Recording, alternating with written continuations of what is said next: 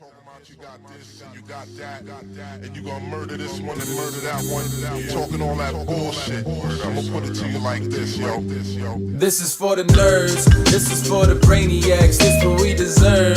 Go ahead and play it back, you ain't gonna touch me, you not gonna do nothing, you are not above me. I bet you wish you was me, I know it, I know.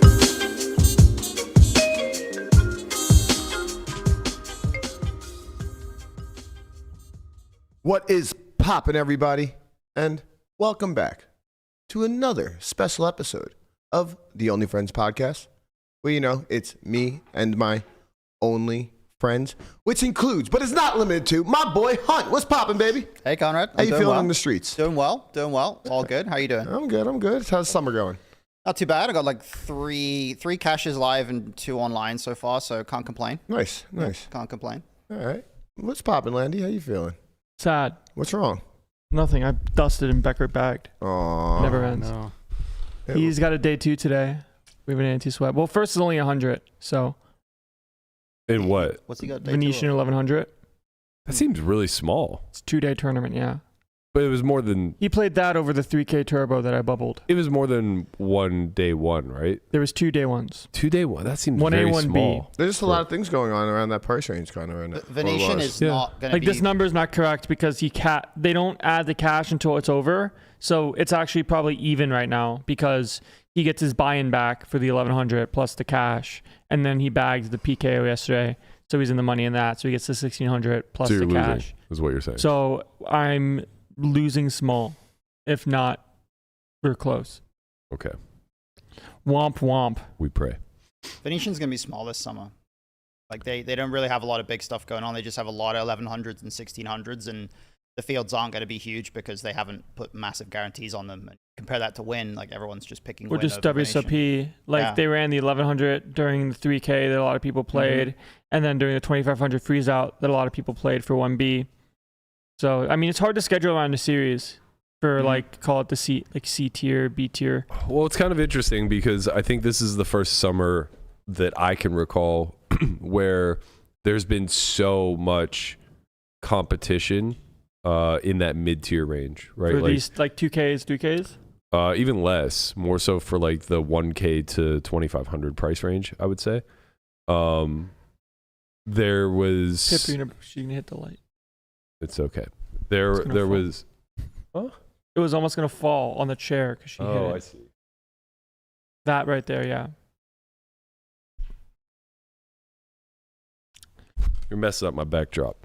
Turning your mood ring. Yeah, there was like 3 or 4 summers ago, I think. There was a big uproar that WSOP kind of wasn't serving that price range any longer. They put a big emphasis on Lamana's level, if you will. Like 1Ks the and 1Ks under. and below. And then- every Sunday was like a turbo 1K. During midweek, they had like a 600. They introduced the 777 They and had the a Lucky shit. Eights. They had a and- shitload of 800 deep stacks. Yeah. Every single weekend. I think they had I think they had at least once a week. There's also one today. I think this was like, I want to say this was like 2019. I think it was like the year right before COVID. So they just like really decided they wanted to put Venetian out of business, and they just ran everything under the sun, like sub 1500. And they basically had gotten rid of like everything. Like yesterday was the 2500 freeze out. That tournament was like just not in existence in 2019. They got rid of a bunch of like other 2K type events that they used to run in the past. They used to have like the marathon event, which was a 26, however many fucking feet are in or miles are in a marathon, whatever. That was a big event. They got rid of like basically like all of the stuff that served that greater than $1,500 price point, but less than 5K. A lot of it just like fell by the wayside. And there was a big uproar where it's like, what are you doing? Like, you're completely missing the mark here at the mid tier, which is going to be the majority of your customer base. And that's where Win kind of like swooped in. That was like the Win's first really big summer where it was like, oh man, they took their eye off the ball. They're focused on the Venetian, and we're just over here running like a 3,500 every weekend kind of thing. And prior to that, at that point, everybody was really smart around town about how they scheduled the mid-tier type of buy-ins, right? So Prior to like COVID, I would say there was maybe a dozen or so buy-ins that ranged from like 2K to 5K around town. There was the M every year hosted a $2,500. I think it was an MSPT. I don't recall. The M. Yeah. What's the M? The M, It's like a secret casino. the M Resort. I passed this place That's once. Geno's favorite. Yeah, And the M they're like- Resort. I know the D. I don't know the M. Of course you know the D. The M Resort, it's as far south as you can go without getting to California. How long before we have every letter of the alphabet in Vegas? Like, It won't there's be. an A, a B, and It, C. it won't be long. The Conrad's going to get shortened to the C. For The sure. C word? The C word, yeah. But yeah, so it was like a hidden jewel, kind of like the way that people like value hunt the golden nugget now, and Do they? I think so. Maybe. There I is- mean, They run a championship every year that's like a the 1600. Nugget runs like, I was gonna say they run like 1K every year, but Yeah. other than that, I thought they mostly just ran like 200s and 400s. They do mostly, but with crappy structures. Yeah, but really Yeah. pretty big guarantees. Like they ran a 250, 250K Oh, last week. yeah, I So guess- there was okay. stuff like that. So it's like when you Yeah, I have can nothing see to that. register and you're like, fuck it, No, let's go yeah, down there. I could see that. The- I thought it was mostly just they played basically glorified dailies, but I guess they do have some big stuff. The 1100 there was really good last year too. well, and also at this time frame that I'm talking like pre-COVID, dailies didn't really run. So like that $1,100 win daily that's been popping off for the last couple years and getting big prize pools, that was non-existent. So the Nugget really served that price point, as did like the Orleans, and then they would always have championships. So this would be an additional 1 or 2 tournaments for the regs where they would otherwise never step foot in these places. Same thing with the M. They don't even have a poker room anymore, but back then they ran a good 2,500. I think it was like 3.5 million guarantee, just massive, right? Venetian would do the same. They would either do like a 5K WPT or they would have their own like $3,500 championship throughout the summer. Venetian used to do a 5K at the end of the summer, right? Like Yeah. the after the main, they'd have a 5K WPT that was really big. Yeah, and that actually still might exist. I don't think it does. Okay. I think this think summer. last summer it did. I think this summer, because of the revamp of their poker room, they have basically just said, let's have like a really basic pared down schedule, and then they're gonna like hit it hard next year because Smart. I assume that they just don't seem to, from when I looked at the schedule, they just don't seem to have anything above 2K. Like Right. they have just 1600s and 1100s, and that's it. Honestly, it's smart. That's their wheelhouse, and it's the easiest place to compete, in my opinion, especially when they're a large room. But also, like at this time, pre-COVID, Aria wasn't running events. MGM didn't really put together a very big schedule. So the dilution that's taken place since post-COVID has really stretched out. And especially with like the long late regs, how many bullets people can fire.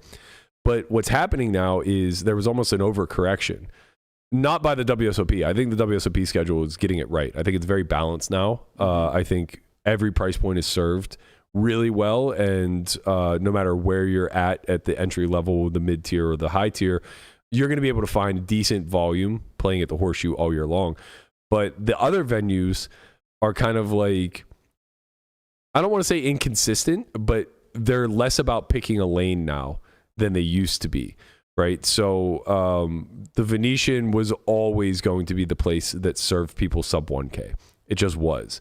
And then the Win got like hyper competitive in that space and started saying like, well, our dailies will just challenge your entire schedule type of thing.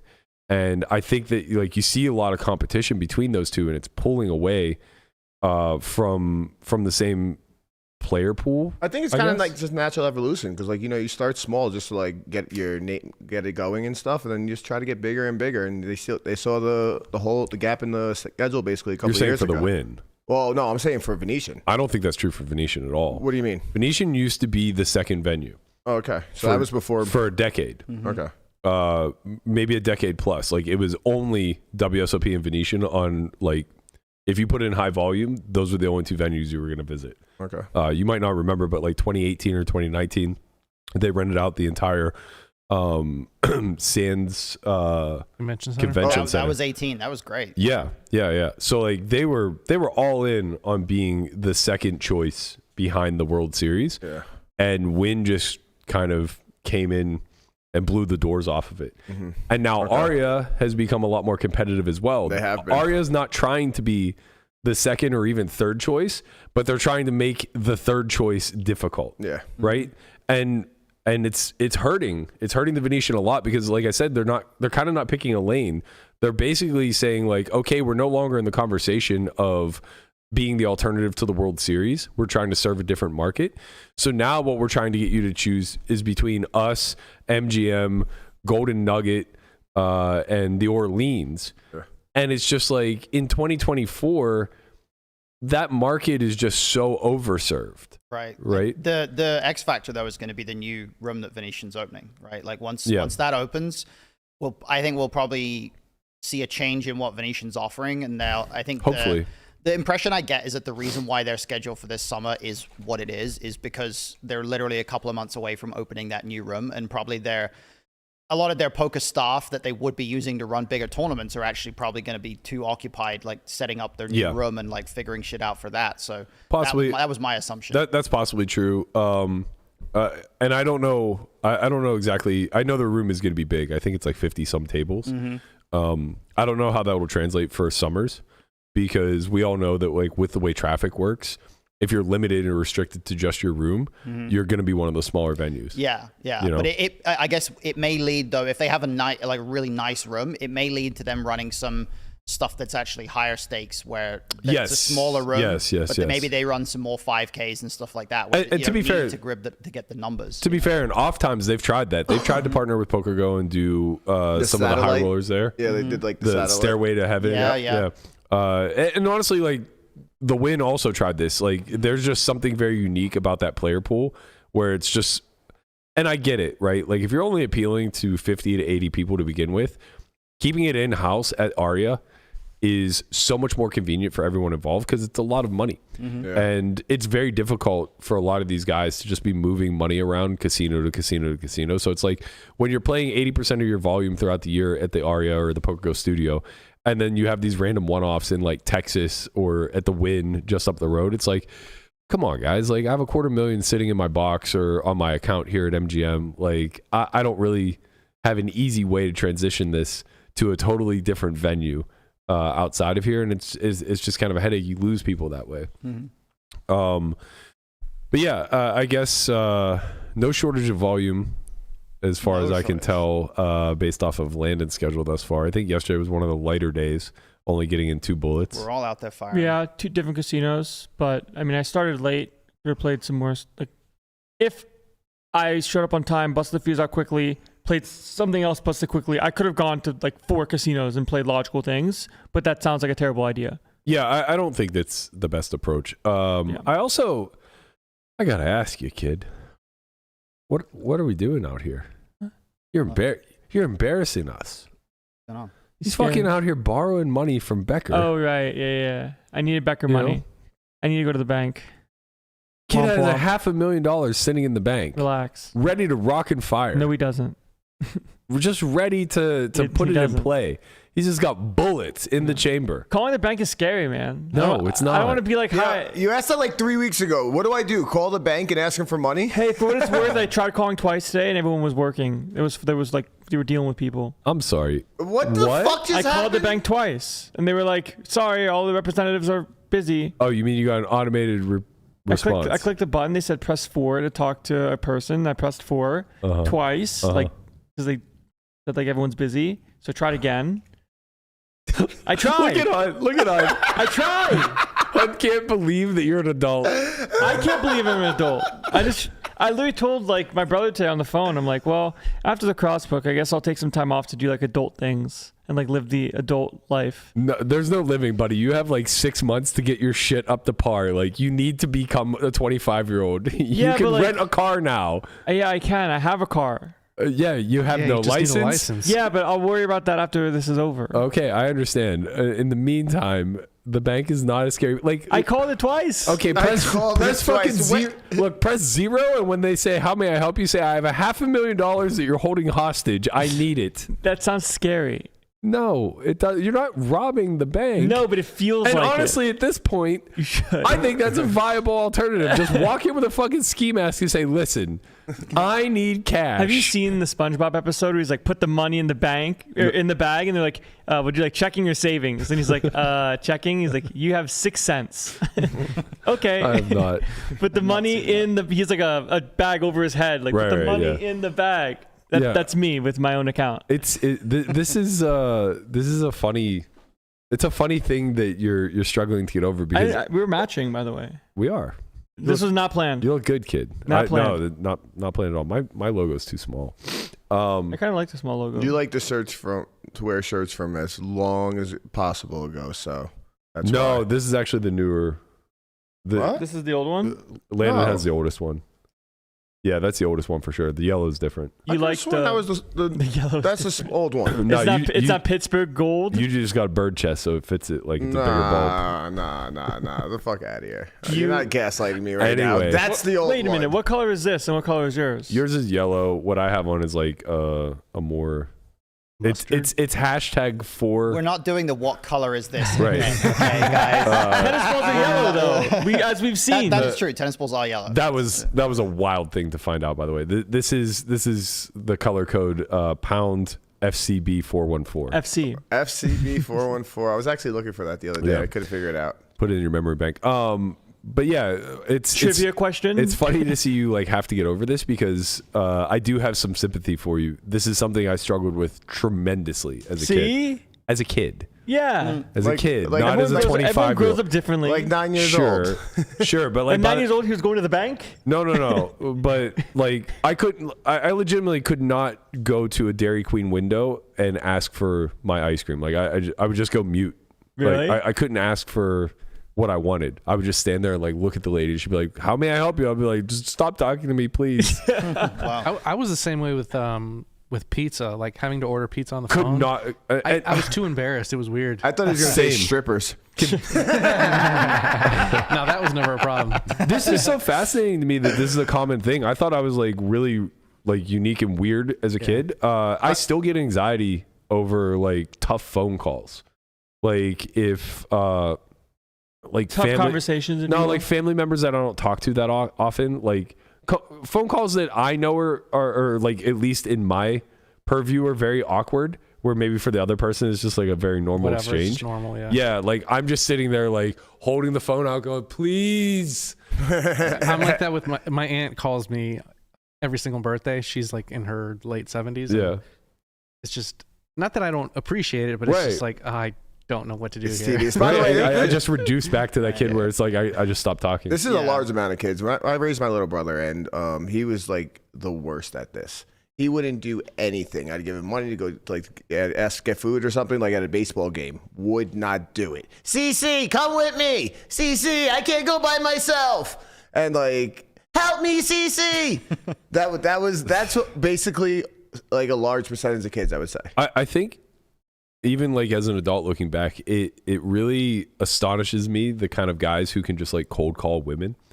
Like, you know, just like walk into a bar and just like Oh yeah. see someone. I used to envy that, and what I would really I don't even envy it. Like to me, what it's I would so envy cringe. is the fact that they weren't afraid. Like I've seen like my boys just cold call, go up to somebody who they shouldn't even be talking to in the first Yeah. place, completely get shut down, turn around and go to like The next one. person. Yeah. Like my whole week would be ruined. I heard this country song that just came out. It's hilarious. It's like a TikTok short or whatever. It's this guy in a car and he goes, I'm playing my new song for my sister to help her understand the concept of why I don't just walk up to women. And the chorus is something along the lines of like, or the lead up is like his boy saying like, "Go, what's the worst that could happen?" All she can say is no. And then the chorus is a string of like derogatory things that she says to him before telling him to fuck off. Like, Right. "Oh, you thought you had a chance? Get out of here! Like, what are you doing?" You know, that kind of thing. And then he ends it with the worst thing that she could say is definitely not no. Right, like there's just like the Instagram reels where it's like, oh my God, am I that ugly? You thought you had a chance? Right. And it's like, oh my God, I can't believe you've done this. Yeah. I've only ever one time in my life just like zero previous contact, no idea, total stranger, like walked up to a girl and introduced myself, and it was one of the most. It was literally that song like playing out in real time. We were at Stonies. This must have been like, I don't know, 15 years ago, 10 years ago. The Stonies. It's a country bar here in town. You at Stonies everybody. is funny. Stonies is great. Stonies is a great place. for Stonies single is folks, very yeah. Pittsburgh-esque, by the way. It Like, probably is. if you're gonna find a bar in downtown, like Stonies would fit in very With well. fucking hay on the floor. Well, there's no hey. I mean, relax. Did you lose a bet, or did you just Hey, have it's for a horses. wild hair? No, so we were out and we were all having a good time. There was probably like 15 of us, mixed company kind of thing. So And- many people. Yeah, you got to roll deep. How do you have so many people? I had friends. Had? Yeah, I replaced- Now you have your only yeah, friends. I've trimmed the bushes, if you will. So we're like hanging out, and it was like we were maybe like just outside the line dance floor or whatever, and I didn't even think anything of it. Like, it wasn't me who like initiated this whole thing. Like, a bunch of my friends were like, "That girl is staring at you," and I look, and she's gorgeous, and I'm like, I don't think so. Like, I'm like looking around, like what could possibly be catching your attention over You here? can see a lot with eyes, you know, like Right, I'm looking you know? here, I'm looking What there. are you looking at? So like some time passes, and they're like, "Dude, I'm telling you, like she just keeps eyeballing over I here." think this is the definition of gaslighting, right? Yeah. Well, at this point, maybe if so, then it worked, because like I'm like kind of like casually paying attention now, and it does look like she's definitely looking in my direction. It's over not and really over. it's not gaslighting, no. It's only gaslighting if they're just making it up. Right. So, But if she's doing Well, it, it's not that's what I'm saying. Like, maybe they were making it up to get him to go approach. I mean, if they were, then it just happened to be a coincidence that like that actually was happening.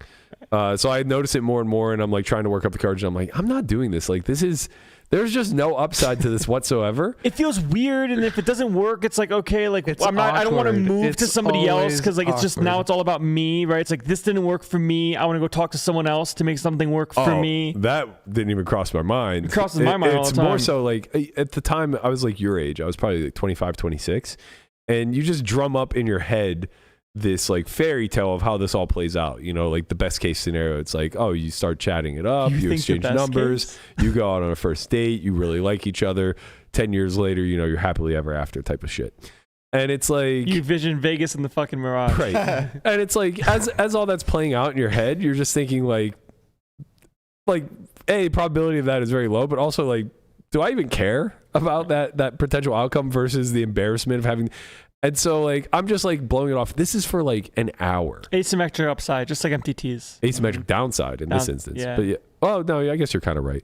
But anyway, so Works both ways. this is going on for like an hour, right? Like we've moved and come back, and like still the same kind of And thing she's just going on the other side of the thing, just staring at you. Well, she's like arm over the dance floor, like watching them line dance and stuff, and she's clearly by herself and like looking back and you know all this other stuff. So finally, goes. They're like really encouraging me to do it, and I just decide like, hey, this is something you have to do for the experience of doing it, not because you want some sort of outcome. This is you talking to yourself. Yeah, you just gotta get over it. Like whenever I felt like I was shy and I went on a bunch of dates over the summer to get better at just first dates, it was like, okay, like this is something to get over. Just try it.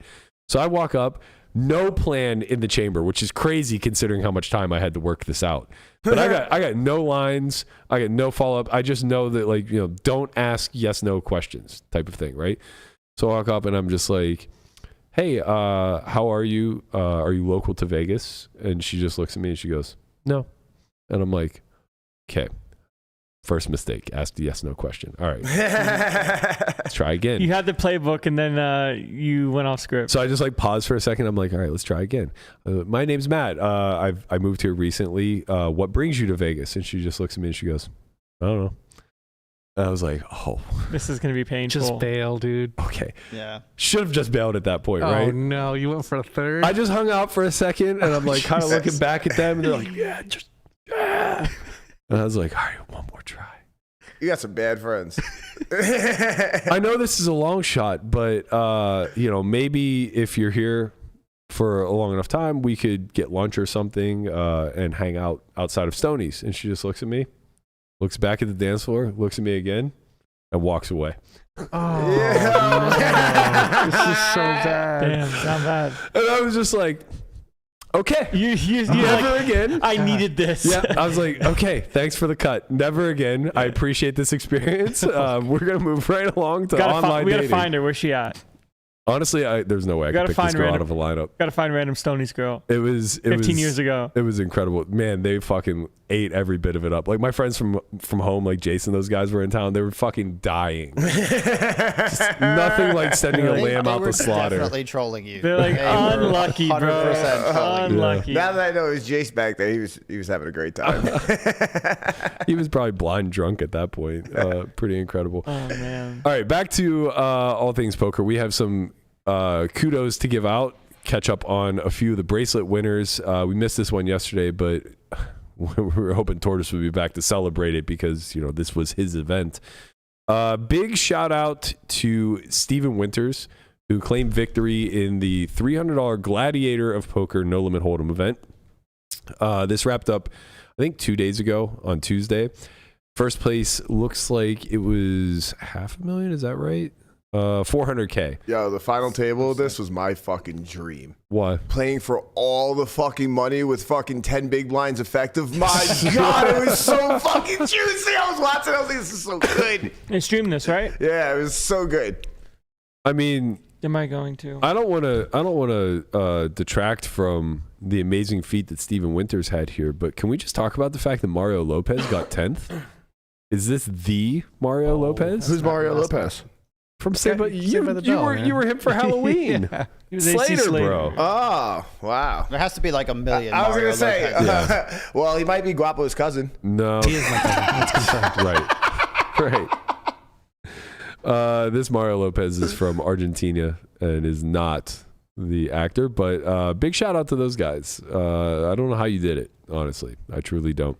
You also faded the Men Wen curse, which, God bless. Imagine he had final tabled that one after just stealing. Is it really a curse when it's like entirely deliberate on his part? Right. Like, it's Right, very fair. The curse of getting cheated by a known cheater, you know. Following up on that, by the way, you know, we kind of discussed what they should have done when they realized that this guy was shorted chips. Which is obviously positive the event. They were redrawing anyway, like easiest time in the world to just like take an extended break. Yeah. They obviously didn't, and this guy gets screwed and ends up busting, and Men bust shortly thereafter. Yesterday, apparently, I think it was during the 2500. It was the 2500. Okay, the 2500 freeze out. Apparently, there was just a missing stack, and this probably happened with, I don't know, 100 tables left. Something along those lines? Nah, it was like... It was at 7:30. I mean, registration was still open. Oh, I thought it was like 4 or 5 tables left. Can't be. I could have sworn I read that in the thing. I mean, maybe I'm wrong. It just couldn't be. It was definitely still while registration was open because shout out to Anna. She tweeted a video and said, they're so nice they paused the tournament to let us watch the last 3 minutes of the NBA final game. But it wasn't for that reason. It was because there was a missing stack. So they paused a 10 table tournament at this point to find a stack that has gone missing, while meanwhile they refused to pause with 3 tables left in an event where they're playing, especially for a $300 buy-in, like they're playing for a lot of fucking money on average. To be fair, is this them getting it right? The second time around? Yeah. Maybe. And we'll see in the future. I just think it's like the inconsistency is the problem for me. Yeah, I mean, but I would hope what happened is they realized they fucked up a couple days previously, and they were like, we got to make sure this doesn't happen again. You think they're going to secretly hand Homeboy a main seat or something? Okay, when we not even a handshake? When we say missing stack, like what do you mean? Do you mean that I would guess somebody either absorbed a stack that was like next to them by accident, because that stuff happens all the time, and then they have to reconstruct what the chip stacks were. Does that mean there was a player whose chips went missing? Yes, yes. Because I thought it might have been like the number of players at the tables was one less than what they thought they had in the event, and so it was. I thought maybe it was like somebody got like a late reg stack and then just kind of walked off with it and kept it for another event or something. Right. It doesn't sound like that's what I suppose that could be in. Wait, Min's playing the 25K this year? That's if he ever shows up in those things, you know what? There should be a tournament where it's just all the cheaters, like a cheaters tournament. A cheating is allowed, and whoever is the best cheater wins that. That actually would be fantastic. If you get caught, you're DQ'd though from the tournament, not from the property. Yeah. Yo, that'd be funny as like fuck. if you cheat and get caught, you're gone. But if you cheat and don't get caught and you win, you're cooking. Yeah. So basically, Min the Master is minus 3,000 and Ali is plus 7 million. No, because Ali's not going to cheat live. I don't think you. That's not how odds work, bro. Well, there's a lot of other people involved. It's not just them two. Also, because he had the glasses live. Remember? Remember peeking at cards? Yeah. Right. So why would he be plus? Because he got caught. But then I feel like Men has gotten caught a bunch of times. Yeah, Men's been caught. Is how we know. Bro, literally had physical chips on him. Whoever, the thing about it is, whoever is the best cheater we don't know about them, right? That's true. Because if someone Until they win this tournament. well, if someone at some point has just gotten away with cheating, like we're not going to know who it was. Shout out to Leon. Jeff, you might be facing a lawsuit for saying that. Cheat to win. No, there's a lot of Leons in this world. There is, yeah. So I think like when it comes to the protocols of how they handle this stuff, I think the reason why the tournament has to pause there is because that person doesn't have chips. So they can't continue the tournament because this guy just has no chips. Yeah. But when somebody's missing 4 big blinds, in spite of the fact of it representing maybe a third of his stack, who cares? Because like it's not, when you have no chips, it's very clear physically that an error has occurred and the floor needs to rectify it. When you're missing 4 big blinds, this could just be user error, right? And they're a lot more hesitant, I think, to pause the event. And also it just seems clear to me that they didn't have clear video footage of what the fuck happened because they made somebody who correctly paid off the bet initially still contribute an extra million in chips. That's insane. Basically saying like, oh, well, you two are going to have to split half of the difference of what he's actually missing. And it's like, well, A, he's not being made whole, and B, you're now double punishing somebody who is honest and letting somebody who's clearly like dishonest off the hook again for a significant discount. So I would love to hear Foudy's take and how he reacted to this because Foudy is a reg. He plays everything around town all the time. Yeah. So like I would love to hear how he reacted to this and how this went down because I mean, it doesn't sound like he had a lot of time to react. He was out the next person. I like this. If I was Foudy or the guy that's getting shorted, I'm losing my fucking mind. Yeah. Nobody's playing any cards. Yeah. What I also don't I'm going out. What I also don't understand is like if you're the floor who's taking care of this tournament, like I know in a massive field with tons of tables left, it's much more difficult. If there's 3 or 4 tables left, you're gonna have 1, probably 2 floor staff who are taking care of that tournament exclusively. If you're in that situation and one of those 25 people is Men Wen, you have to be standing over him like a fucking hawk. Because this guy is a known cheater. Like, if you've got the last 3 tables of a tournament with 400,000 up top and there's a known cheater in the field, like, there's no reason not to be standing. Oh, I can think of an easier way to handle this that they just don't seem to want to do. What's that? Fucking ban the guy. Well, yeah, that's... Like, why are we so goddamn starting slow to just ban known cheaters? Right. It's insane to me. Like, you know, I bring this up all the time, but it's like Sam Panzika got drunk and said something out of pocket at a World Series final table, and he's banned for life.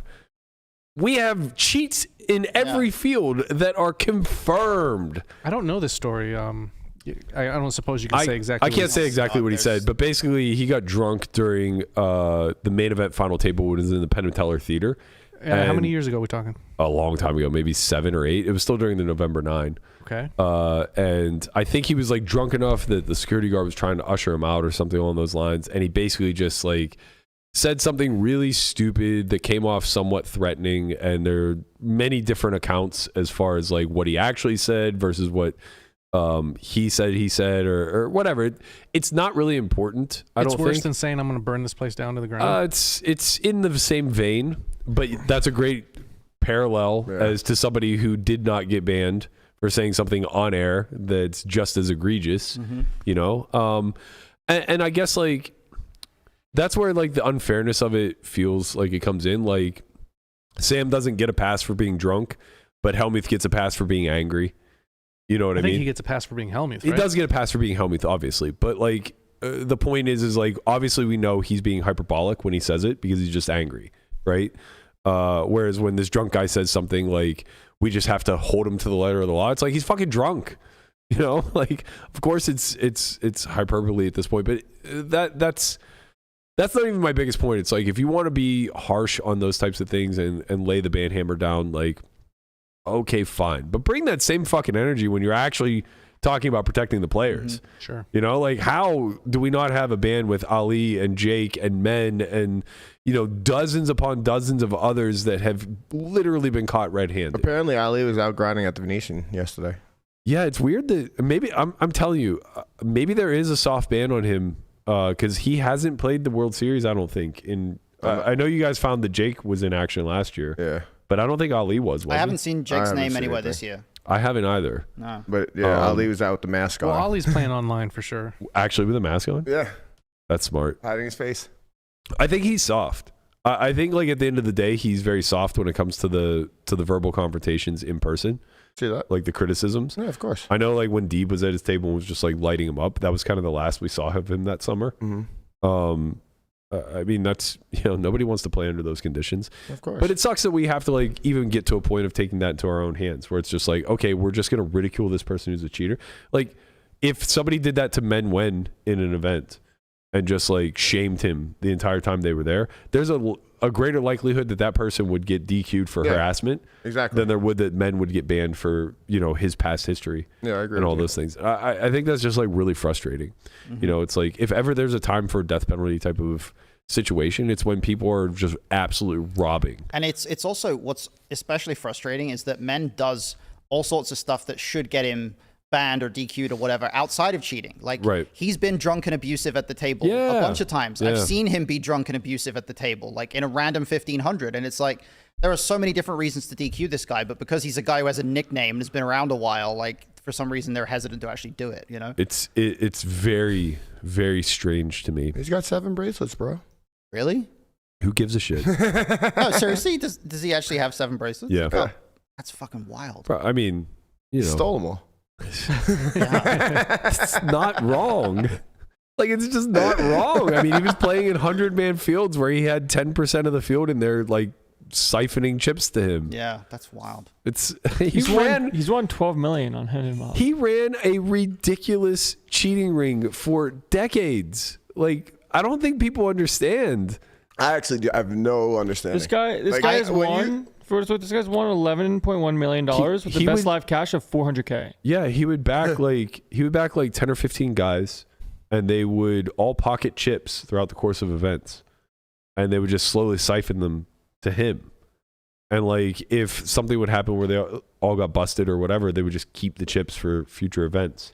Yeah. And how he ended up getting caught, I believe, I keep wanting to say it was the Brigada, but I'm afraid that I'm conflating it with the guy who flushed the chips down the toilet. That's what I was thinking about. I was wondering if that was a different one. To him. That was a different guy. That was just a different guy. He had, I think that guy had printed fake chips. Yes. Oh my God. That's correct. So he had replicated the Brigada tournament chips, which for what it's worth, most tournament sets are like really cheap chips. Like not the World Series, obviously. Theirs are very highly customized, and it would be difficult to get fakes in, I think. But like a lot of these other ones, especially like when you're talking about non-main events at like the Brigada or Cherokee or whatever, these are replicable for sure.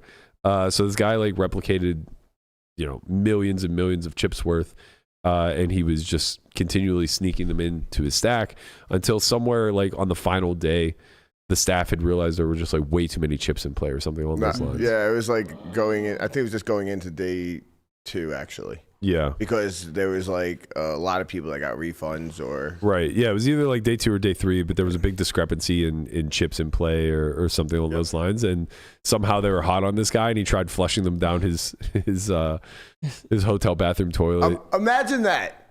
You can find somebody fucking sneaking chips on the table, but you can't figure out who didn't pay in a 300 with 24 people left. Using the cameras. Right. I don't believe this shit. Yeah. Dude, his first Well, I mean, to be fair, how hard is it to catch a guy who has the entire Atlantic Ocean at his disposal and chooses to try to dump the chips down a toilet? You have a very fucking good point there. Walk to the fucking pier, my guy. My brother. His first cash recorded on Hendema was 1987. Oh, he's an OG. Wow. 37 Back then, years. honestly, His first cash he got first. Of course he did. The 300. Back then, it was probably normal to 7 just have these, 'cause, like the first 10 years of me playing, everybody was like, don't go to LA. They got those collusion rings in the game. And I'm like, what are you talking about? And now, like looking back, I just think it was kind of commonplace. Like the entry point to poker was like, okay, let's figure out how to cheat the game first, and then we'll get better as we go. Right. Make money by cheating and then it'd be good. Yeah. All right. A couple more shout outs. The $600 mixed no limit Hold'em pot limit Omaha deep stack event was won by Alan Bakovic. He's from Canada. He shipped this for $207,000, beating Brian Keith Etheridge heads up. I know that I was watching the Deuce to 7 coverage yesterday, and there was a point where there was like a 3-way all in where the short stack tripled. So it looked like they were having a fucking blast. Right, well, you said it was Brian Etheridge? Because I know Brian Keith I know him. Etheridge. I know him. I met him at the table. He's a screenwriter who plays poker casually. He oh Oh, I He think went deep in something you went deep. yeah, no, different guy. You're talking about the guy from L.A. Yeah. This guy's from Latvia. Latvia? Latvia. No, I'm talking about Brian Etheridge. Well, I'm just saying, like, this guy's from there. There must be two. I know who you're talking about. There can't be a Brian Etheridge from Latvia. Like, I'm just reading. Does it say? Someone's name from Latvia. It's probably not Brian. It says Brian Keith Etheridge from Latvia. That's bizarre. I think that must be wrong. Does he have any casters outside of the United States?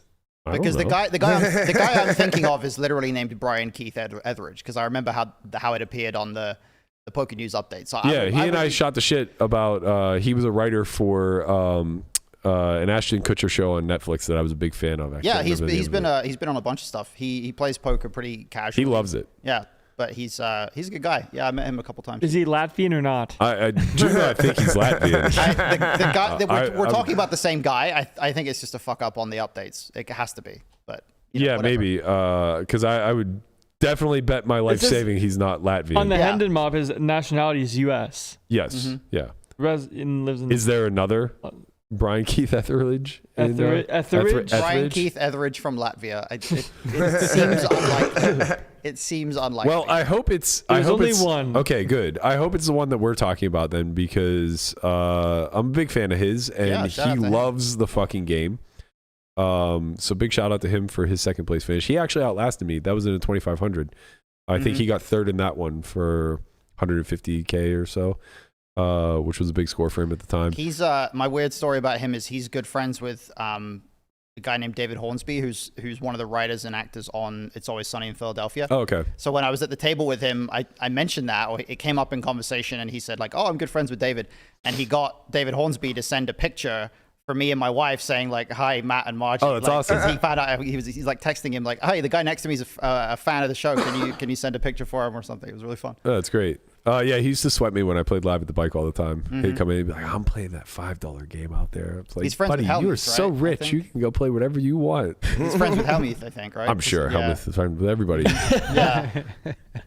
I mean, if you're lucky. Yeah. All right. Now we have two events to discuss coming into today. Big shout out to Timestamp Bro. Timestamp Bro. Let's go. Let's go, my friend Nick Seaward, if you will.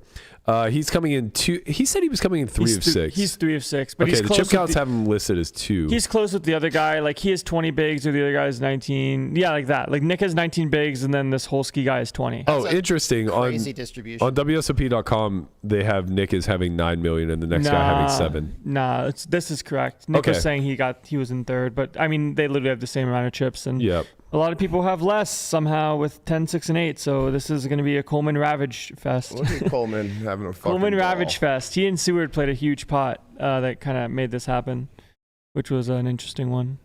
This is Seward's first WSOP final table, correct? I think so. Yeah. I think it is. Last year he made the final table of the Win 3500. Yep. And he got 4th for like 300K. Yeah, a lot. Yeah. So 6th is guaranteed 87,000. He's in a position to finish 3rd or better. 3rd 238, first 516. Let's go. Really pulling for Timestamp Bro. So everybody out there who's been fucking complaining that the timestamps aren't on time, you see my man's out here grinding. He's busy. He doesn't need to do timestamps for us. He doesn't need to be a man of the people like he is. We got to find a new timestamp, bro. I've offered to find a new timestamp, bro. He said no. I'm dedicated to my craft. I want to be timestamp, bro. While my career flourishes, you just have to bear with me and give me a little bit of a window of time. And I said, you know what, timestamp, bro? I fucking respect that. The fact that you are listening to this podcast at midnight to send me timestamps at 2 a.m. Tip of the cap, young man. Sensational. I can't think of anything better. So all of you in the comments, respectfully, eat a dick and get down to the Horseshoe today to give a little love to Timestamp Bro, Nick Seward. I'm sorry, what? TSB. Timestamp Bro. Yeah. See? There you go.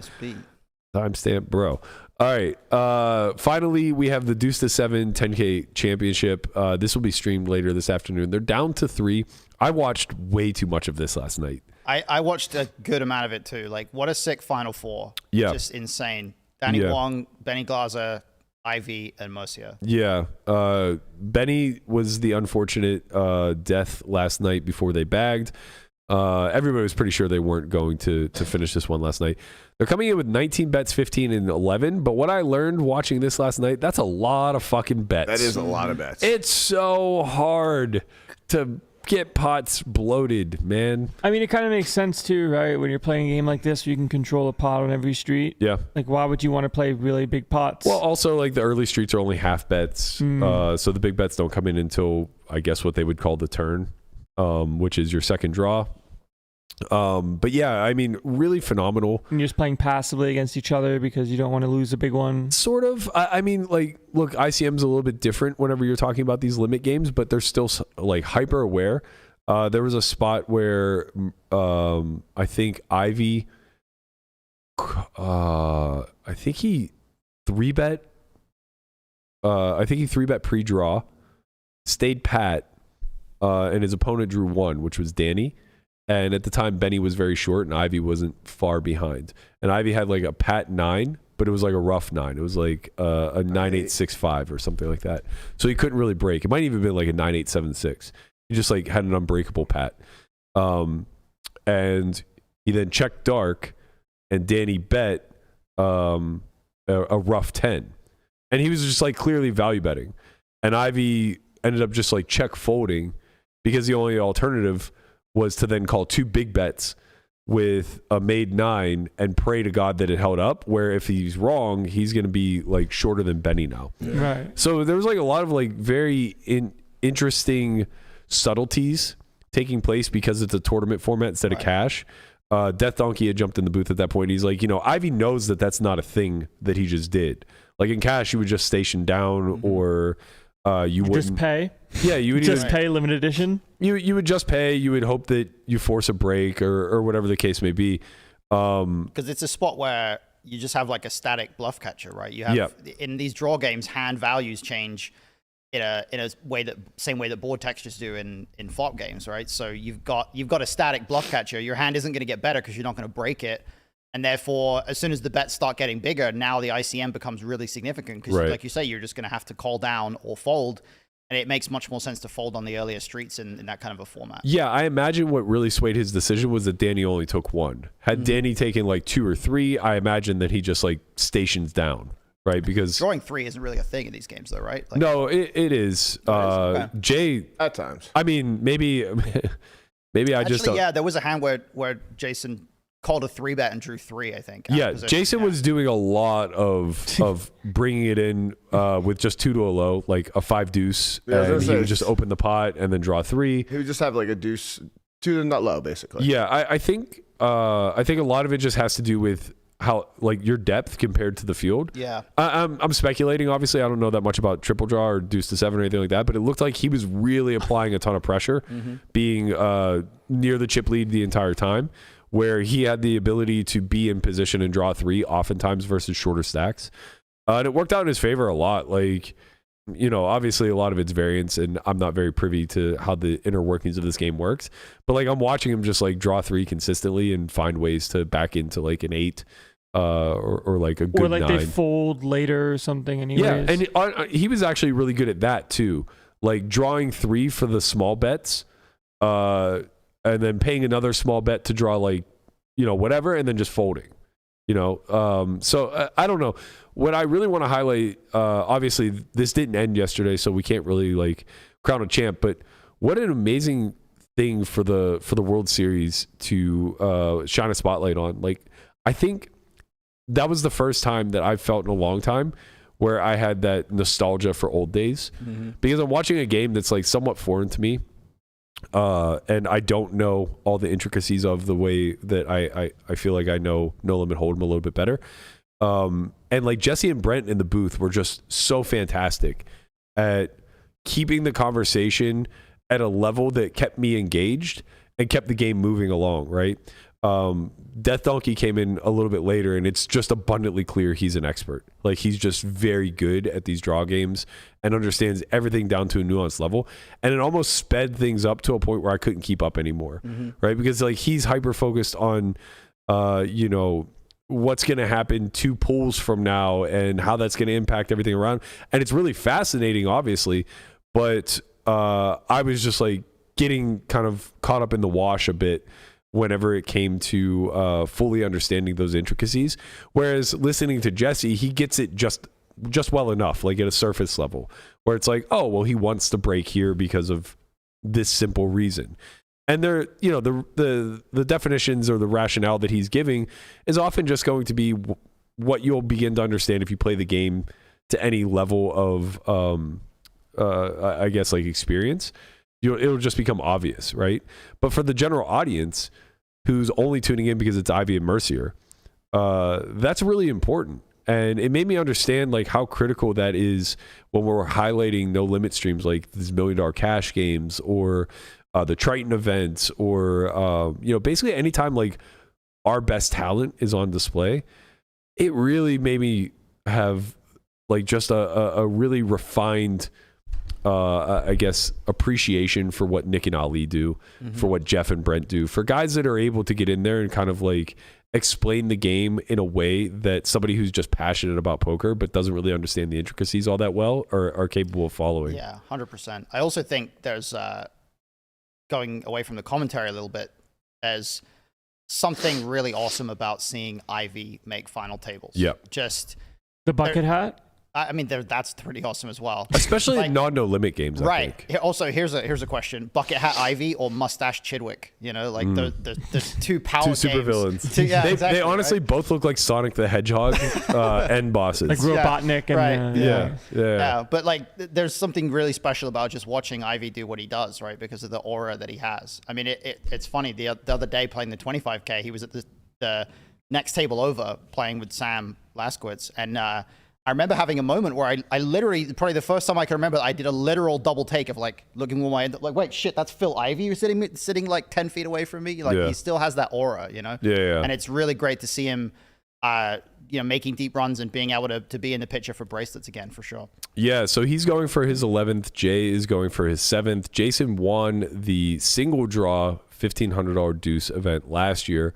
So obviously he's no stranger to these games. That was a sick final table too. Yeah, I don't. Like him and Seidel and a a few other really big names. I feel like Benny was at that one too. Benny's always there. Benny might actually be the mixed game GOAT. Can we just acknowledge how good Benny is at mixed games? He has like 5 bracelets, like 16 scoop titles or something like that. Like it's ridiculous how much he crushes at mixed games. And he's like 36 or something. Like, yeah. He's got 30 years left of crushing mixed games. It's Yeah, crazy. these games are very fascinating to me because there's a lot of EV that's exchanged in understanding like the deep nuances, the thin value bets, the snowing, and when you can go for it, when you have to step back, like conserving bets and all this other stuff. But just not knowing anything and watching it play out, it's such a click war. It's just like, what the hell's going on here? Like you guys have just exchanged pots for the last 4 hours and the chip stacks are the same. Like, it just like went round and round in a circle. And, Ivy tried to bluff twice and Jay picked him off with like an ace high. It's like, I think that's what makes it compelling on some level though, because you start to see a story develop over a period of time, right? With a no limit final table, it can so easily be like, okay, everybody gets short, someone's all in, and it's done, right? Yeah. But with this, it's like, you see the chip stacks go up over a period, then someone makes a comeback and someone goes short, and like, there's just a little bit, it's a bit more drawn out and a bit more of like an ebb and flow as opposed to just immediately like someone's busting every time. Right. When they were 4-handed, every one of them had been 4th in chips with sub $1 million, with the exception of Jason. Jason has never fallen below 2nd. But 3 of the 4 of them have all had swings from sub $1 million chips all the way up to nearly 4 million chips, which is pretty wild when you think about it. Like there is obviously a lot of variance. You say, oh, these guys have 20 bets. You don't think that that's going to like last very long. But yeah, I think the viewers are in for a treat. This is going to be on YouTube, so I'm curious to see what kind of coverage it gets. Jason looks like he's balling after he got that haircut. I was gonna say Jason actually looks like he's in pretty good shape. He's Did he lose lean weight? and fucking mean right now. Playing a lot of basketball, yeah. Yeah, he lost a person. Oh, okay, yeah. Because I 60 remember he was pounds, getting maybe? a little big. Yeah, he was getting a little big and a little bearded and a little long haired. And one day he just came out of the woods and he said, "No more." He cleaned it up. Just cleaned it all up. After WSOP, he said he's got to lock in. He said, "I'm fucking back, baby." It's good to see him back, honestly. And he just kind of plays with like not that high volume anymore. I mean, he's plays playing with- 3K, 6K at Bellagio or Aria every Right, day. so I he's think just I playing have what to he wants. veto this hat by Ivy. I'm not feeling it. He doesn't like the lights, bro. All right. I think when you're Phil hate Ivey, the life. he's one of those people that whatever he does instantly becomes cool instead of him having to do cool things. See, this is where I would push back. This is that one time where I'm like, it's just, I don't know, man. It's not popping. Oh, He loses a little you're bit- definitely wrong. He here. loses a little bit of the allure. You like it, Connie? Yeah. I think it looks fine on him, but he looks a little softer. I'm not quite as afraid. Yeah, You I know? agree. But That's because the bucket hat is blocking the aura. right, but this is limit Ivy. You know, you're not supposed to be afraid of Ivy in a limit game. Like, what's he gonna do? Min raise you? You know? I like that he still has the mouth open. That's still a thing. Well, he was about to curse somebody out for fucking going perfect. There was on a him. there was a hand where where Mercier made like a light call down against him, Yeah. or something, and He called Ivy him with ace high and Ivy paired to the 7. and Ivy was Yeah. like surprised, and he did this like look around, like Yeah. what the hell just happened to me? Like it was so funny. Their banter is actually really great because it still is Ivy, obviously, Yeah. right? Like, there's always going to be the Ivy effect. But these guys play enough, especially him and Jay, where they have rapport outside of like just being at a random final table together. And when I first tuned in, Jay was like trying to table captain a little bit. And he's like, hey, what do you guys say that we declare what we're going to do and then spread the 5 cards? You know, speed things up a little bit. And Ivy just like dead stares him and goes, sure, Jason.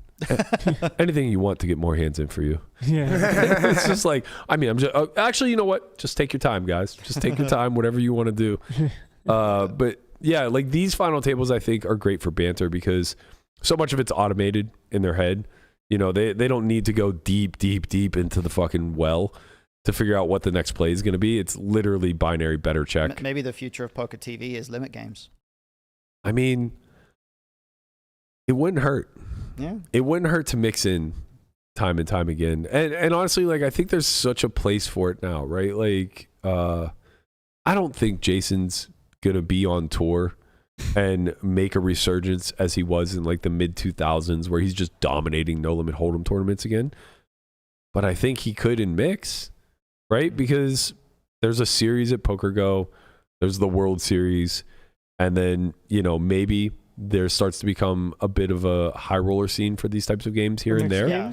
Yeah, I'm kind of an if you build it, they will come sort of person with these things where like I feel like if they started running some slightly more unusual higher buy-in events, I think people would play them. You know, I think there'd be some high rollers out there who'd be like, yeah, I think there's an edge in playing like a 25K mix thing or something if it ran outside of the series. Yeah.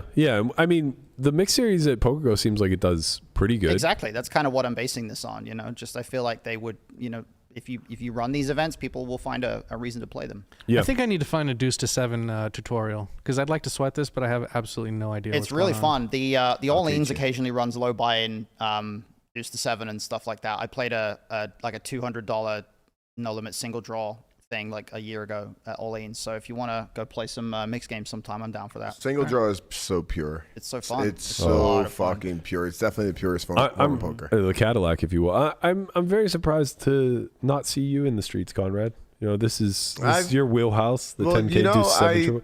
only- You belong at this final table. I'm well aware. You know, I actually I actually only played the event one time. I'm well aware. Yeah, I got ninth. Never played it again. 1 for 1.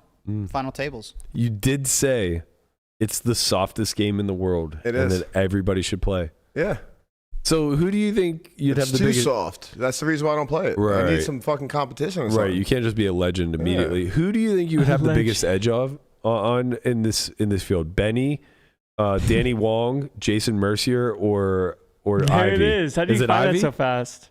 Do you think it's Ivy? Nah. Ivy got black power too. Right. Okay. It's definitely Jay Merce. Oh, okay. Yeah. Right. Yeah. He's a little bit too wide in some spots. Yeah. You'd snow his ass. No. That's the problem. Oh. That's what kills me. You know? Oh, right. Danny, that's why I'm not fucking with Danny. Right. We'll leave Danny alone. Jay Merce, he's gonna lose a little bit. Okay. Yeah. You'd snow his ass. Ask David Bakes about that. ask Bakes about that. Bakes is like, still, we were at the bar one time, and he's like, you know, I've had nightmares about that day when you fucking went to the rail saying, I snowed him. Can I let you on a little secret as to why? He won the tournament. No, that's not why. Because he can't believe that a stone cold no limit hold'em amateur like yourself would find a fucking bluff in that spot. Sure. I don't care. Oh, all right. Guess what? What? I'm not a no limit amateur. I'm a motherfucking gangster. So you know what I mean? I didn't say you're a no limit I amateur. go out there. I said you're a no limit hold'em player who is a deuce to 7 amateur. No, well, that's still wrong. Oh, right. I'm a gangster among all Okay. of the card touchers. You heard it here first, Mercier. what's poppin'? If you're looking for a protege, he's already got the secret sauce on how to beat your ass. So Conrad's ready to crossbow. I think he's ready. Yeah, 1,000% crossbook anytime you're ready, buddy. It's up to you though. It's up to you if you want 100x. It might 100x. Yeah. It might. I don't know. Maybe get him in that Bobby's Room game. 300, 3K, 6K. That seems like his wheelhouse. Yeah. Hang out a little Siva? Yummy. Love to see it. Oh, man. All right. I think that for this week's In the Muck, Hunt had a submission that he wanted to discuss. Do you want to talk about the concept first or the Yeah. the muck? Concept-wise, there's just a couple of things, and it really relates to executing mixed strategies in live games, because I've been playing tougher events recently, played the 25Ks and things like that, and just And losing kind with of- over pairs. yeah, losing with aces and kings, which is not fun. But the other thing that has kind of come up is just this idea that when you're up against tougher opponents, it becomes harder to get away with not playing mixed strategies. And I'll introduce the hand in a sec, but the reason why this came up for me is that I found in the first of the two 25Ks, I found myself, like, from a mental game perspective, wanting to take the passive line with mixed hands because I was becoming a bit risk averse. Like, I could feel that seeping in. Like, after a couple of levels, I was like, I don't really want to bust early, you know? So I was just kind of rationalizing taking the passive side of the mix in a couple of spots where it you know, probably could have gone either way, or even the aggressive side might have actually been better. So I've started incorporating mixes more in, particularly in pre-flop spots more recently. And this was a spot where I had a hand that, when I looked at a sim, like, it kind of ended up being a mix on a lot of streets, but I think the line that I ended up taking was probably, like, when you combine all the elements, it was probably the worst line. Not like a total disaster, but not a great line. So let me talk through the hand. First of all, we're on day 2 of the shootout. So I won my day 1 table. Day 2, we are 3-handed. There's 2.5 million chips on the table. We have a short stack with about 200K. Then we have me with about 1.1, and to my right, a young Greek reg, so maybe 25 or so Greek. So clearly a European pro, like, clearly good, clearly knows what he's doing. And he has about 1.1-ish, or he has, like, very slightly less than me, basically. So we have two 60-ish big blind stacks and one, 13 big blind stack, basically. And it's a blind on blind hand, and it's at the 10K, 15K level as well. So the small blind is 2/3 of the big blind, which is going to slightly influence the blind against blind strategies. He limps the small blind, and we have 9-8 of hearts in the big blind, which is right in that region where it's going to mix in this type of a context, because it can go either way. It can raise, it can limp. And I decided to go with the raise option. This was a spot where I probably wouldn't have, I wasn't actually, like, mixing in real time, because I was going a bit more linear, since I think people probably don't limp re-raise enough in a lot of spots. But we decide to raise, villain calls, and flop comes ace 10-6, 2 clubs. I end up betting about 1/3 pot, which is too small, that I now have looked at the spot and recognize that. He calls. Turn comes the queen of clubs. So it's ace 10-6 with 3 clubs, ace 10-6 queen with 3 clubs. He checks. I bet like 2/3 pot.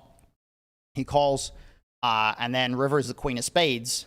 So it's ace 10-6 queen queen 3 clubs, and he checks. I bet about half pot-ish, and then he makes a very weird small raise. So I bet 275 on the river into about 550-ish, and he clicks it back to 650.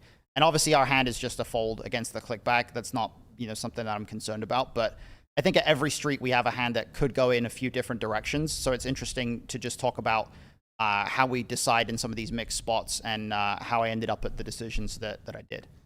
Yeah, so I guess I can speak to this a little bit as somebody who doesn't mix, and why I don't feel it's an important part of my strategy. I think that there are always like some outlying factors that can sway you one way or the other. Sure. And to be fair, like I think the point that you initially started with is a really important one, and why mixing actually can be a big benefit to people.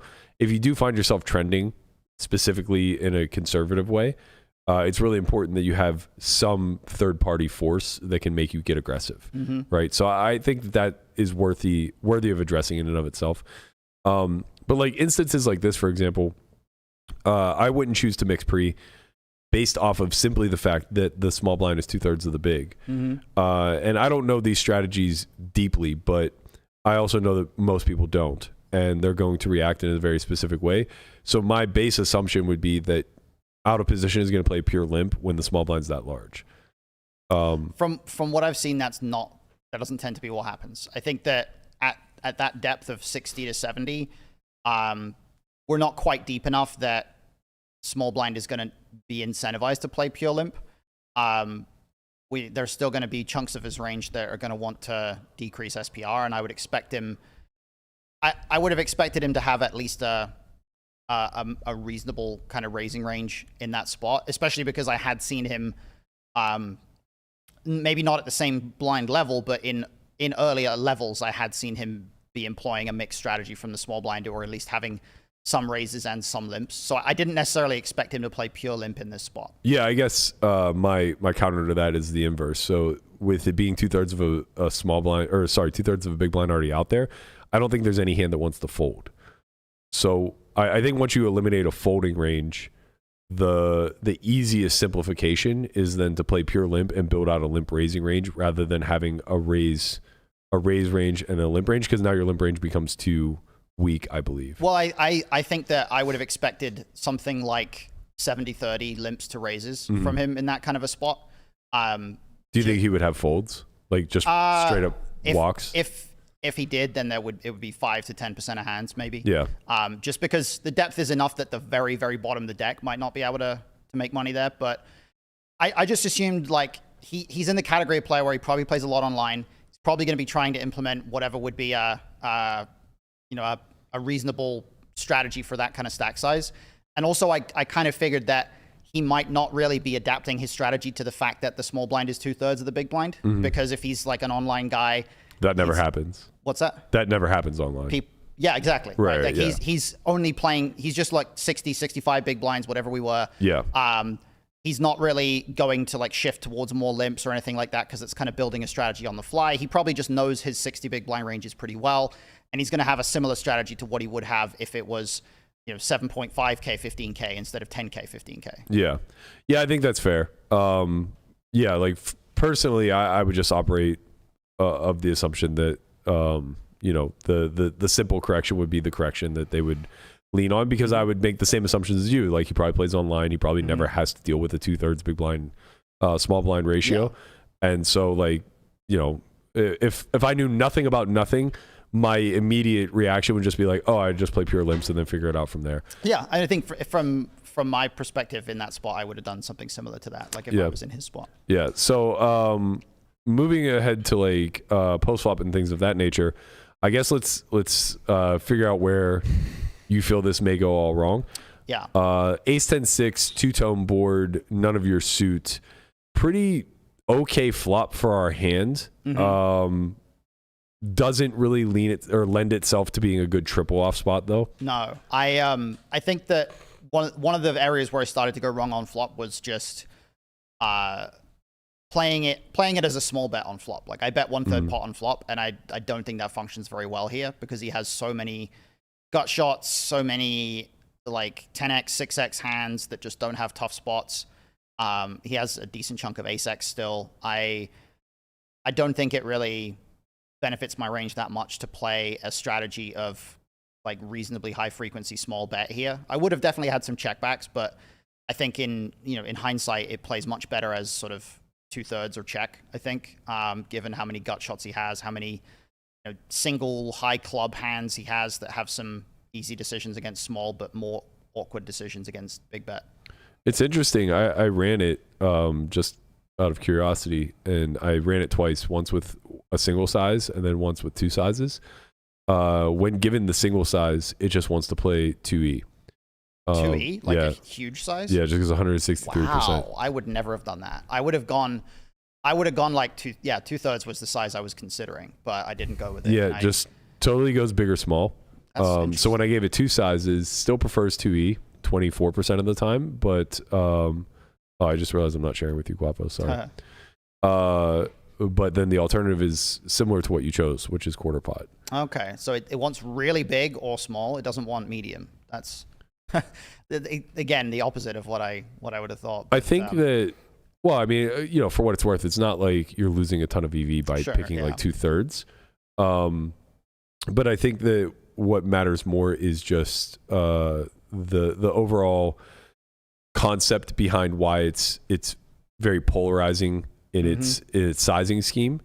And it's just the simple fact that you hold a big advantage here. Yeah. Right? Like when you don't get limp raised, he's really limited the amount of very strong hands that he could possess on this type of board. And there's no real ICM at play because it's just a winner-take-all it's no table. ICM at all. It's chip EV in a winner-take-all table. Yeah, I think maybe one of the mistakes I made here was assuming that or thinking that I had a bit more of an overall equity advantage than I actually do there, and underestimating how much of a nut advantage I have in this kind of a spot. Yeah, that pretty much nails it. I think the ace was a club, by the way. I think it was ace of clubs, 10 of clubs, 6 of spades. Okay. Not that it matters a ton. I mean, it might change things a little bit. I just copied what you wrote in the chat. Oh, wait, maybe if that's it, maybe I was misremembering. Maybe it was, because if I wrote that in the chat, that's probably what it was. Okay. So, yeah. As played, the equities are even. So you guys are basically sharing a lot of symmetry there, but you're right. You have a ton of nut equity. So you can see that your overall EV or range is pretty substantial here. Yeah. And it's mostly coming from like the sets and then the top pair type of hands. Yeah, I just have a lot more strong top pairs than he does. Right. When he has an ace, it's usually like a weakish one. Yeah. I have to admit, like, in cash, it's very easy for me to find the geo size on these types of textures in this sort of formation. But I think a lot of that is just predicated off of my tendency to lean into those strategies in spots where ranges are wide and people don't believe me. Yeah, I think that one of the tricky things about this is so many of the blind versus blind spots you play in tournaments are against players who just don't have very well-rounded strategies. So you end up taking much more simplified or much more exploitative pre-flop strategies yourself, and you don't end up in these spots where you actually think villain is going to have a reasonably balanced limp call range, so I think I was conflating this a little bit too much with a spot where villain would have a very capped limp call range and I could just attack it with a lot of small bets instead of needing to actually go big and have some checks. Yeah, and I know this is no shock to you, but obviously it's very sensitive about how it's choosing to put money into the pot with these gut shots that are relatively weak, like the 9 high, 8 highs. What we're finding here is that it's suit sensitive. It wants to have the front door for the small size, the back door for the large size. And then when you get one weaker at 8-7, it just kind of doesn't want to bet at all. That's really interesting, yeah. So it does a little bit of it with the is it the backdoor spades, I guess. Yeah. What I found when I ran this one as well is that one noteworthy thing is that because we have a range here that has so much mixed offsuit stuff, we have a lot of hands that have one club in them. And as a result, we don't actually have to bluff that much with hands that don't have a club because we simply have so much one club stuff to bluff with. Yeah, I think I understand where you were coming from, though. Like, you want to have natural bluffs on 4 flushes, right? So it feels like having hands that don't contain clubs that have otherwise some sort of equity but no showdown value are pretty good ones to start from. Yeah, I figured the low gut shot. I think if I had... oh no, I was thinking about the turn when I was thinking about that. I think that the 8-7, 9-7, 9-8 region, because I probably wouldn't have raised 9-7 pre as much. I think I was looking at it as and I also wouldn't have raised 9-8 off or 8-7 off or anything that much. Right. I was kind of looking at it as most of the low gut shots I probably can just bet. Yeah. Because I don't have all of them pre-flop. Like, I definitely wouldn't really have mixed the 8-7 off or the 8-9 off or anything like that at a high frequency. To be fair, if you were operating off of just quarter, you can see that it does get in there. Well, it was 1/3 rather than quarter, but like doesn't probably not going to change things too much. A ton. Yeah, I think that it's going to be close if we go with just small. I just think the small size doesn't make life as hard for villain as it Agreed. could do, you know? Which, yeah, I think you ultimately just arrive back at what you kind of already inherently knew, that you're just supposed to be executing a polarizing strat here. Yeah. But that being said, like, you can execute a linear strat here and still do just fine. Yeah, I think maybe the reason why we're supposed to go polar here is because even if we go small, he just can't raise very much. Yeah. That's kind of what it comes down to. That's a good indicator. Yeah, You right. get to start funneling money in with your best hands. Yeah, if we were betting small and he was raising like 20% of the time, then it would be a spot where we could still create big pots with our strong hands by betting small. Right. But in this spot, it just doesn't seem like we can, because even if we bet quarter pot, he only raises 7% of the time. Right. So following through them with that line, turn queen of clubs. Yeah. I expect he'll get to play some leads. Maybe not though. When I ran it, I think he plays a few, but not that many. Yeah. Yeah.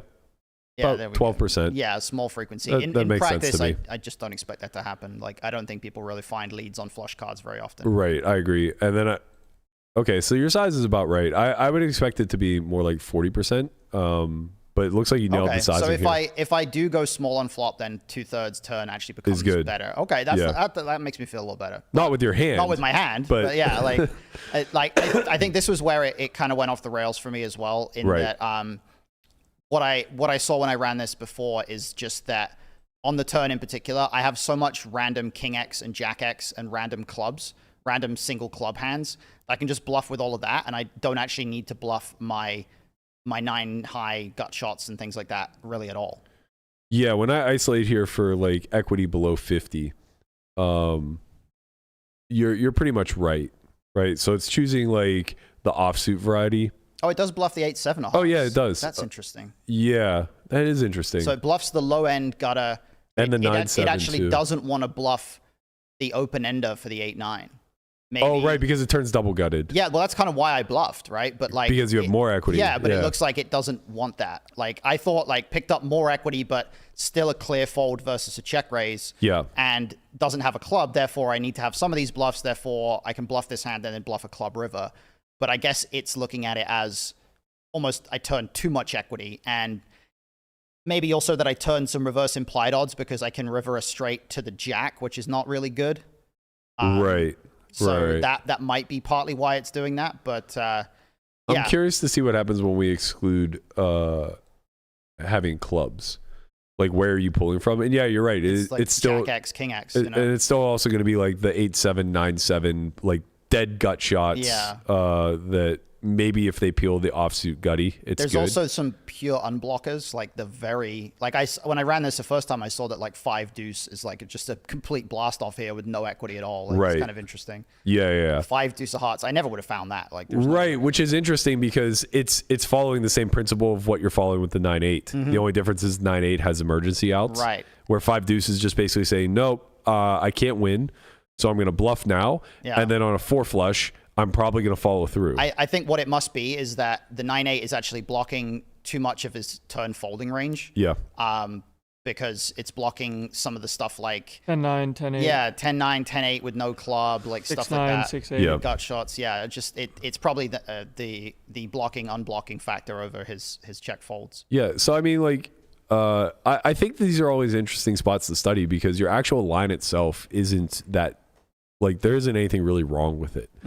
It's just more so it's an inaccuracy, not necessarily a mistake. And this is where the mixing comes in, right? Because you've got so many really marginal, like, could check, could bet, could use one size, could use another size, that when you're not mixing anything, it's very easy to fall down a certain line that just says, like, in this case, the line I fell into was, I don't have a made hand, therefore I want to play it aggressively. Almost like, and the question, I guess, became, was it a good bluff candidate or not? And it seems like it's not the best. You know? Right.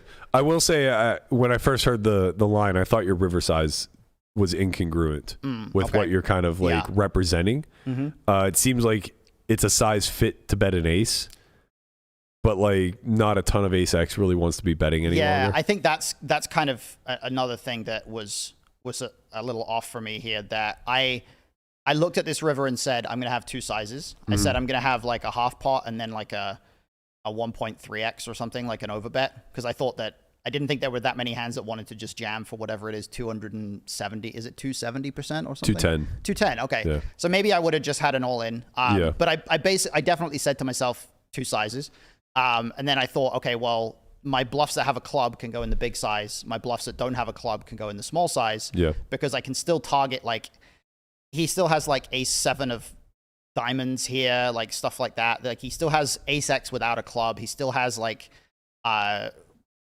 queen jack without a club, like jack 10 without a club. Basically, I'm targeting like his one pair bluff catchers that don't have a club. That was what I was telling myself in real time.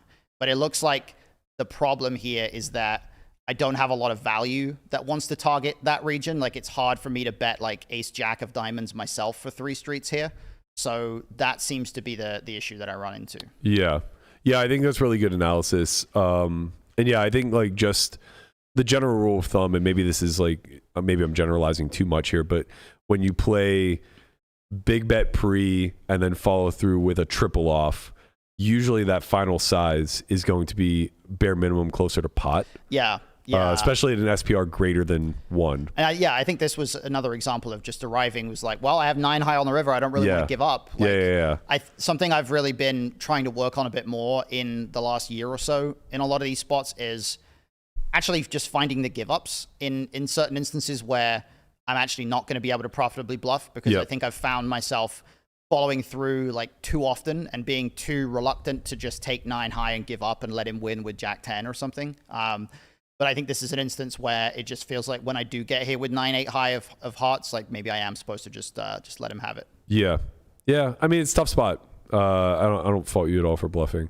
I probably would have yeeted it and fucking busted myself. If we lock me to only betting like half pot on river, what does his strategy against that look like? Because what really was interesting to me was his the raise size. Like, because I expected check jams and check calls. Wait, are you saying if you only have the 50% size? Give me still like, have the all in. Give me half pot and all in, and then like see what he does against half pot. Okay, yeah. Because him like clicking it back, it felt very odd. It seems custom. Yeah, it does feel pretty custom. So obviously you just like don't really get to choose the size. Yeah. But let's with the 3% of your range that you do pick. He only plays jam. He only or call. has jams. Yeah, it felt like I wasn't really sure if it was like the kind of size where it's actually fairly bluff heavy because he recognizes that my size is like not a thing, right? Or whether it's actually like super value-y because it might just be like partial preservation too, where it's like, well, I'm just gonna leave big blinds behind because this is a shootout. That's kind of what I thought. Like I thought it might be like it's flushes that if I jam and like he just figures I only have boats when I do that, maybe he can find a fold. Right. I don't know. Like like you have to go for it with the nut flush, but if I get jammed on and I have 5 blinds behind, I'm still in a shootout and can spin. Yeah, or something like a medium flush where he feels like my river size just doesn't include a lot of boats, so he doesn't really ever get jammed on when he clicks it back. But then. Or if he does, he just calls because he induced. Yeah. Right. Like it's almost like an inducing kind of a size where he thinks that if he check jams, I just don't have anything that really calls. Maybe, I don't know, but it's interesting because there are, I think, on these paired board runouts, there's one, I guess, factor that was influencing me a little bit here, which was that part of why I picked a half potish kind of size is because I do have some value hands here that have like massive blocking over all of his calls. Like I have like aces with the ace of clubs type stuff, like ace queen. I have like quad queens, type stuff that's in my value range where if I just rip those hands, it's kind of hard to get called. So, I thought that was partly why the half pot size might make sense, but it looks like in practice, like those hands actually are just targeting flushes, and the flushes don't actually check jam possibly. Because just looking at this, like, is he actually... Yeah, he's only check jamming a flush like half the time here. Right. So that was kind of, I think, the error that I made here, which is if I did have a boat, I probably don't get enough value from a flush by sizing to half pot because he just doesn't really check jam them. Yeah. It doesn't check jam all of them. Yeah, I think that makes good sense. I think like the interesting takeaway, tying this all the way back to mixing, then is I guess like you can give some more perspective on this than maybe I could, because personally, like I just learned my strategies in a bucketed sort of format, and I know where the mixes lie. So like I envision basically as like the game progresses through street by street, I envision the ranges like morphing in a polarizing way. And I just envision a line through where the mixing then begins. Yeah. And I'll just lean passive or aggressive based off of opponent. Like, oh, this guy is too wide, I go aggressive. This guy's too tight, I go passive. Yeah. And I'll just shift that line accordingly, the more tight or the more aggressive they are. Yeah, for sure. That's normally what I do. Yeah. I think the reason why I've started coming into more of a desire to mix a bit more is because I've been playing more and more against tougher opponents that I am pretty confident are capable of executing a mix themselves. Yeah. And it just becomes less clear to me in real time. Is this an obvious, like one of the spots that happened in the 25K was, it was like low jack open, high jack call. I'm in the big blind and I had a hand that was like, I knew it was a mix between squeeze and call in theory, right?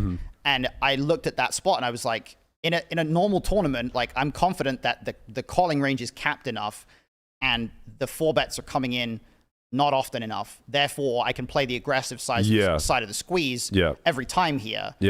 But against good opponents, like opponents that I'm pretty confident know what they're doing, I now become less confident which side of the mix is actually going to be best. Right. And in order to safeguard against my own risk aversion, I've now started mixing in those spots. I think that's really good. Purely because I recognized that I was risk averse in the 25K there. I was like, well, I don't know which side of the mix is best. I'm going to go passive because I just don't really want to play a big pot right now. Yeah. And that was, obviously that's a mental game error, and it hasn't come up for me since then, but it did come up just because it was like first big 25K of the summer, like really big tournament, like tough table and stuff. And it was just one of those back of your mind things. I was like, I don't really want that to happen again. I don't really want to be in a tough tournament against tough opponents and find a mixed spot where I'm just always taking the passive line. So I have to start actually mixing in these situations. Yeah, I try to lean into whichever strategy I'm more comfortable with thereafter. Yeah. If I don't feel, especially against good opponents, if I feel like I'm more exploitable through the squeeze than I would be through the call, I'll lean call and vice versa. Part of the reason I leant call was because I was like, well, I probably know multi-way better than these guys do. Right, which I think that's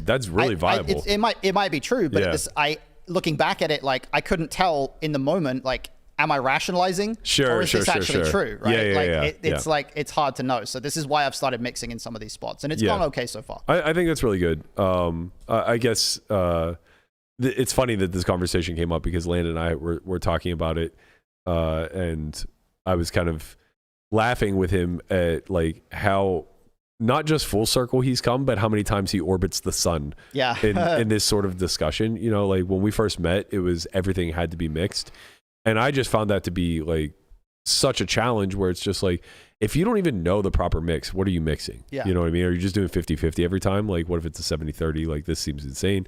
And then I started to meet him in the middle where it was like, you know what? It does make good sense to me to basically do some sort of randomization in a spot where I'm unclear. So not often, but like enough of the time, what will happen is I'll arrive at a river decision where I think I have a hand that calls some of the time and folds some of the time.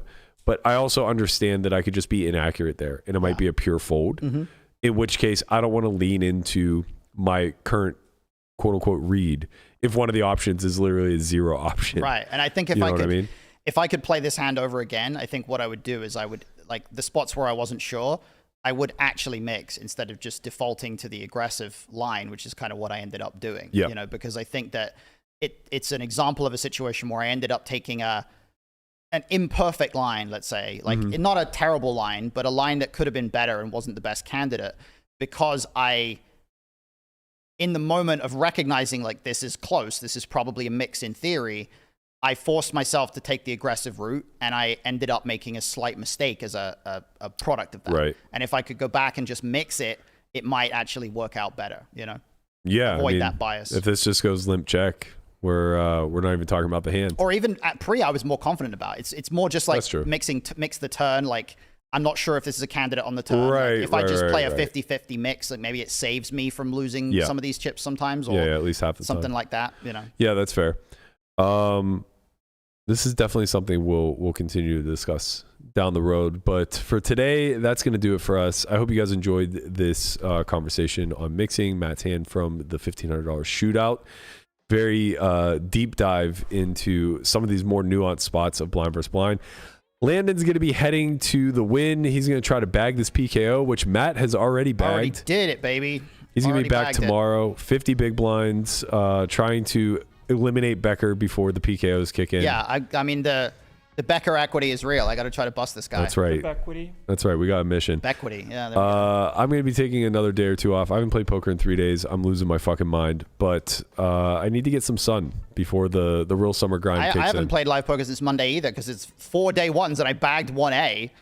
And then I bagged at like 2 a.m. Right. I was too tired to play the next day. And now I have 2 days off and I can't play until tomorrow. I guess like the 3K 6 max was really all you could have played. Well, I was going to, and then I woke up feeling like crap because I bagged at 2:15 a.m. or Sure. something. Like, I just couldn't play it. Brutal. Yeah. All right, that's going to do it for us. We'll be back tomorrow, 10:30 a.m. Pacific. I promise Tortoise will be back. Otherwise, I'm going to call him a little something or other. We'll see you guys then. So, yeah. Peace.